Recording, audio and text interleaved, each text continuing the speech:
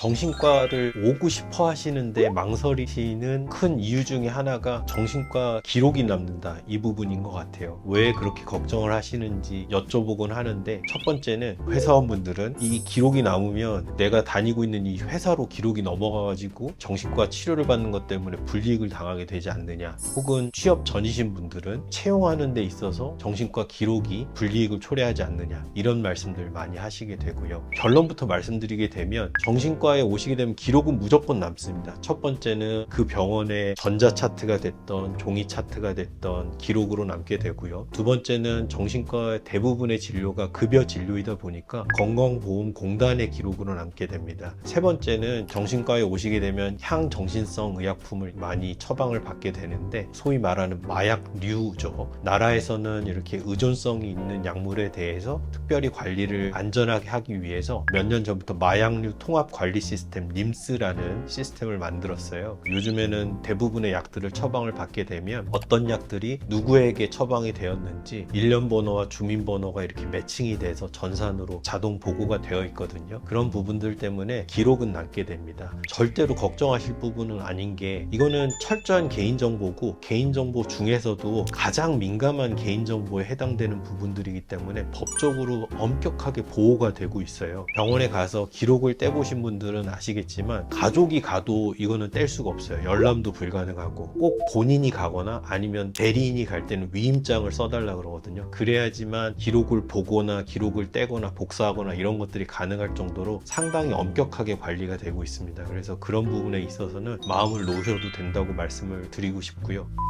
또 강조드리고 싶은 거는, 공무원 채용 준비하시는 분들이 그래도 민간은 모르겠지만 국가기관 간에는 정보가 이렇게 좀 오갈 수 있는 여지가 있지 않느냐, 일종의 의심이죠. 이런 것들을 갖고 계시는 분들도 있는데, 저도 혹시나 그럴 수 있지 않을까라고 의심해 본 적이 있어요. 그래서 여러 정신과 선생님들하고도 말씀을 나눠본 적이 있고, 정신과 협회를 통해서도 질의응답을 받아보기도 했는데요. 가장 중요하게 국가기관이라고 할 수 있는 부분이 건강보험공단에 직접 문의를 해본 결과, 그런 부분들은 법적으로 엄격하게 제한이 되어 있고 잘 보호가 되고 있다라는 질의응답을 여러 차례 정신과 협의회에서 받은 바가 있습니다. 안심하도 된다는 말씀을 드리고 싶습니다.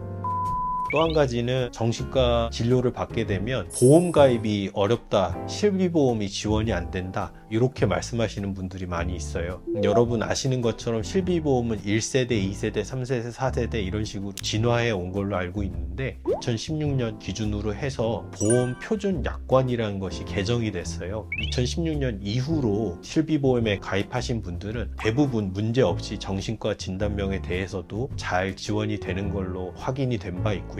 그 전에 가입하신 분들이라도 보험서에 따라서 약관이 좀 차이가 있을 수 있는데, 보험사에 문의해 보시면 어떤 경우에는 또 지원이 되는 경우도 있다고 알고 있거든요. 그런 부분들은 보험사에 직접 문의를 좀 따로 해보시면 좋을 것 같고요. 마지막으로, 보험 가입과 관련된 부분은 절대로 정신과 질환을 진단받았다고 해서 보험 가입이 안 되는 건 아닙니다. 만약에 그렇다고 하면 이건 명백하게 차별금지법의 위반에 해당되겠죠. 그렇지만 일반 보험에 가입하려다 보면은 고지의 의무가 있다라고 알고 있습니다. 그 중에 여러 가지 항목들이 있는데, 한 가지 항목이 최근 5년 이내에 입원이나 수술을 받았다거나 7일 이상 치료를 받았거나 30일 이상 투약을 받았거나 한 경우에 반드시 고지해야 될 의무가 있습니다. 그거는 비단 이제 정신과 질환만 해당되는 게 아니고, 고혈압이라든지 당뇨라든지 이런 장기간 치료를 받게 되는 내과적인 질환도 다 마찬가지거든요. 내가 이렇게 이제 치료를 받고 있다라고 고지를 했을 때 보험 가입을 꺼린다거나 이런 경우는 있을 수 있다고 들었는데요. 그 경우에도 우회해서 가입할 수 있는 방법이 충분히 있다고 알고 있습니다. 자세한 부분들은 조금 더 알아보시거나 살펴보시거나 보험 설계사분들하고 상의해 보시면 방법들을 찾을 수 있다고 합니다.